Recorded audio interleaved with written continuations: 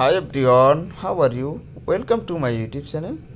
আমরা অনেক সময় আমাদের ফোন যে অপশনটি আছে এই ফোনের অপশন থেকে আমরা মোবাইল নাম্বার নিয়ে এসএমএস করে থাকি।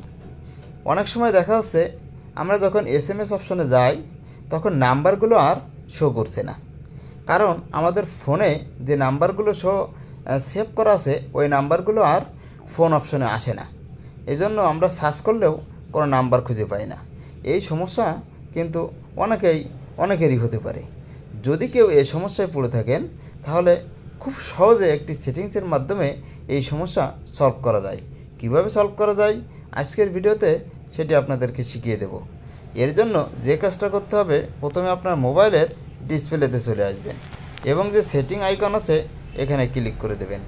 এখানে ক্লিক করার পরে আপনি উপরের দিকে সার্চ সেটিং নামে একটি অপশন পাবেন।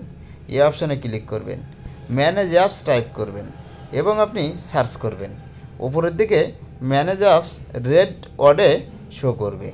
এখন আপনি ক্লিক করে দেন। ক্লিক করার পরে সার্চ অ্যাপস একটি অপশন আছে, এই অপশনে আপনি টাইপ করুন ফোনে টাইপ করার পরে উপরের দিকে ফোন শো করবে।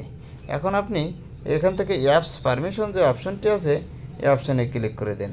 এই অপশনে ক্লিক করার পরে নিচের দিকে আপনি এসএমএস একটি অপশন পাবেন। এটি আপনি যদি নট অ্যালাউ থাকে আপনার ফোনে তাহলে আপনি কোনো নাম্বারই এসএমএসে খুঁজে পাবেন না, এটাকে আপনাকে অ্যালাউ করতে হবে। এখন দেখবেন আপনি এসএমএস অপশনে যে নাম্বারে সার্চ করুন, যদি সেটি আপনার মোবাইলে সেভ থাকে সেটি শো করবে। আশা করি ভিডিওটি কিছুটা হলেও আপনাদের হেল্পফুল হবে। Thank you all. আল্লাহ হাফেজ।